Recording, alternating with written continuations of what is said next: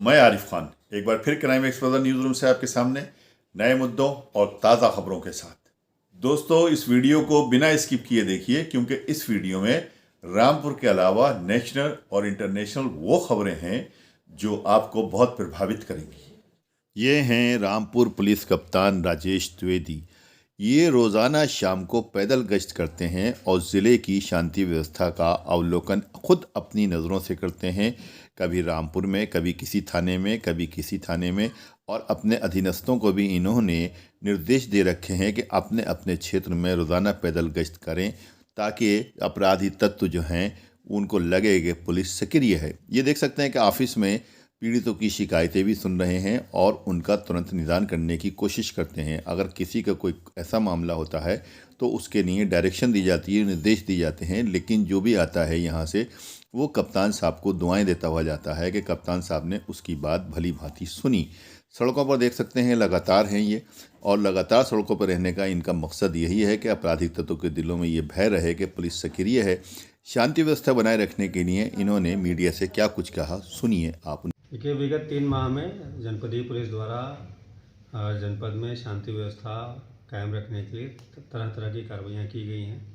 प्रमुख रूप से पुलिस द्वारा गोकशी के अभियुक्तों, गो तस्करी के अभियुक्तों और खनन करने वालों के विरुद्ध मेजर रूप से कार्रवाई की गई है। साथ ही जो लुटेरे हैं, हिस्ट्री शीटर हैं, चोर हैं, नकबजन हैं, इनके ऊपर भी अभियान चला करके कार्रवाई की गई है। गोकशी को बिल्कुल हम लोगों ने रोकते हुए अब तक लगभग 1 दर्जन से ऊपर अभियुक्तों को पकड़ा है और उनके द्वारा पुलिस पर हमले भी किए गए, जिसको बिल्कुल नाकाम करते हुए इनकाउंटर्स में उन्हें अरेस्ट किया है। इसी दौरान एक गोकशी के अभियुक्त की मृत्यु भी हुई। साथ ही साथ इनके ऊपर गैंगस्टर के मुकदमे लगाए गए हैं। इसी तरह से जो खनन के अभियुक्त हैं उनके विरुद्ध हम लोगों ने गैंगस्टर के मुकदमे लगाए हैं। स्वार और टांडा में उन्हें अरेस्ट किया गया है और सभी तरह के अवैध खनन की गतिविधियों को बंद किया गया है। इसके अतिरिक्त कुछ चोरियाँ और नकबजनी होती थी, इनके भी अभियुक्तों को पकड़ा गया है माल समेत, और उनके विरुद्ध भी हमारे गैंगस्टर की कार्रवाई चल रही है। शीघ्र ही इन सबका हम संपत्ति जब्तीकरण की कार्रवाई करेंगे। अपराध मेरे रहते और जनपदीय पुलिस के रहते रामपुर में अपराधियों को कोई स्थान नहीं है। या तो अपराध छोड़ दें या रामपुर छोड़ दें। ठीक। अब कुछ खास नेशनल तथा इंटरनेशनल खबरें आते हैं। देखिए, पहले बड़ी अच्छी खबर, इस राज्य में बेटियों को मिलेंगे 25-25 हजार रुपए। दरअसल उत्तर प्रदेश की योगी आदित्यनाथ सरकार द्वारा कन्या सुमंगला योजना की धनराशि जो पहले 15,000 मिलती थी, उसको बढ़ाकर 25,000 रुपए करने की घोषणा कर दी है। परिवार में 2 से ज्यादा बेटियों के नाम पर इस योजना का लाभ लिया जा सकता है और योजना का लाभ अधिकतम 3 लाख रुपए तक की आय वाले परिवार ले सकते हैं। इस योजना में फॉर्म भरने के लिए इस ऑनलाइन पोर्टल पर आवेदन करना होगा। और भी ज्यादा जानकारी देख सकते हैं आप इस बारे में। चलिए दोस्तों, अगली बड़ी खबर है भारतीय वायुसेना की बड़ी उपलब्धि। रात के गप अंधेरे में कारगिल हवाई पट्टी पर पहली बार उतरा C-130J हरक्यूलिस विमान, और इससे हमारी भारतीय वायुसेना, इंडियन एयरफोर्स और ज्यादा ताकतवर बन चुकी है। एयरफोर्स ने कहा कि रात में निगरानी और हमला कर सकेंगे अब दुश्मन देशों के ऊपर, और इसके लिए जवानों को ट्रेनिंग भी दी जा रही है। ये देख सकते हैं आप, रात का वीडियो भी जारी किया भारतीय वायुसेना ने कारगिल में पहली बार इसकी सफलता का। चलिए अगली बड़ी खबर देखिए। देश के प्रधानमंत्री नरेंद्र मोदी ने कहा कि नौसेना ने अरब सागर में साहसी ऑपरेशन किया। राजस्थान के DGIG कॉन्फ्रेंस में PM बोले 15 भारतीयों समेत 21 लोगों को संकट से निकाला। तो यहाँ उन्होंने सेना के इस मिशन की तारीफ करते हुए हौसला भी बढ़ाया। और बड़ी खबर देखिए, प्रधानमंत्री नरेंद्र मोदी के खिलाफ विवादित बयान देने पर 3 मंत्रियों को सस्पेंड किया गया। ये मालदीव के 3 मंत्री थे जिन्होंने देश के प्रधानमंत्री नरेंद्र मोदी के खिलाफ बयान दिया। इन्होंने न सिर्फ मोदी बल्कि भारत के खिलाफ भी आपत्तिजनक टिप्पणी की थी। तो मालदीव सरकार ने वहाँ के 3 मंत्रियों को सस्पेंड कर दिया। और इस घटना के बाद देश भर में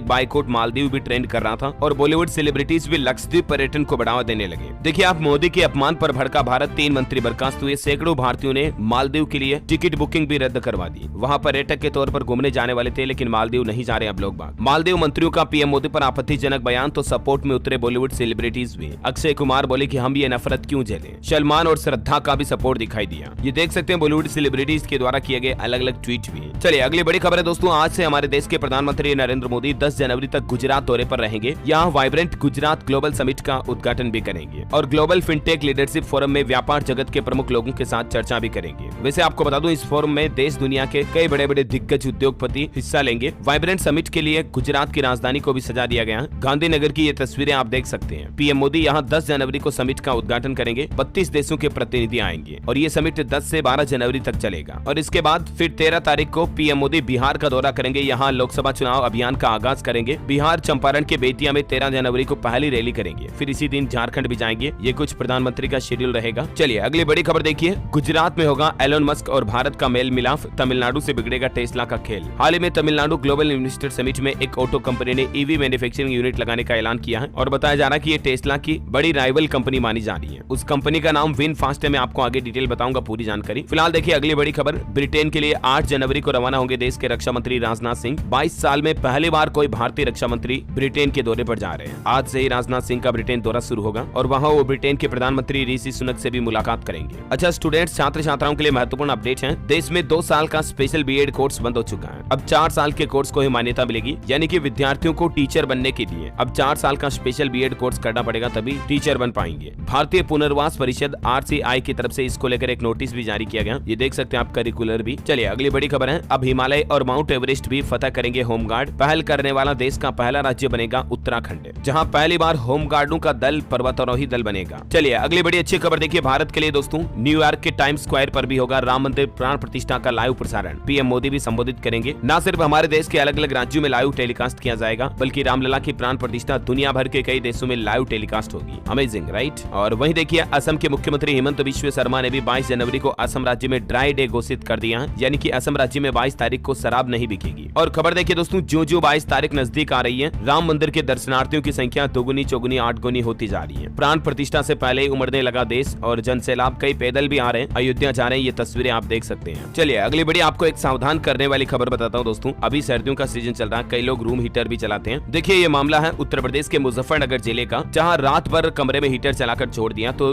दम घुटने से 2 साल के बच्चे की मौत हो गई। माता पिता और बहन की भी हालत गंभीर है। मैं आपको आए दिन कहता रहता हूँ ना कि बंद कमरे में कभी भी रूम हीटर का इस्तेमाल ना करें, क्योंकि इससे कमरे की ऑक्सीजन बर्न हो जाती है। बाहर से फ्रेश हवा, फ्रेश ऑक्सीजन अंदर आ नहीं पाती है, क्योंकि सर्दियों में पैक कमरा होता है, खिड़की दरवाजे सब बंद होने के बाद अंदर नींद में दम घुटने लगता है और नींद में ही मौत हो जाती है इंसान की। इसलिए ये गलती कभी ना करें और गीजर वगैरह का इस्तेमाल करने पर भी सावधान रहें। इसके भी अपडेट मैं आपको बताता रहता हूँ राइट। बहरहाल अगली बड़ी खबर देखिए आप। भारत आने के बाद राजस्थान की अंजू ने अब अपने पूर्व पति अरविंद से तलाक मांगा, तो अरविंद ने रिएक्शन देते हुए कोर्ट तक मामला पहुंच चुका है। अब ये अंजू उर्फ फातिमा भारत आने के बाद बच्चों के साथ छुट्टियां बिता रही है और उसका प्लान है कि अब अरविंद से तलाक लेके पाकिस्तानी सेटल हो जाए, लेकिन अरविंद ने तलाक के दस्तावेजों पर साइन करने से फिलहाल मना कर दिया। मामला कोर्ट तक पहुंच चुका है, देखते हैं क्या फैसला आता है। फिलहाल देखिए आप। वीडियो अगर पसंद आई हो तो लाइक कीजिए, शेयर कीजिए और चैनल को जरूर सब्सक्राइब कीजिए, ताकि डायरेक्ट नोटिफिकेशंस आप तक पहुंचते रहें।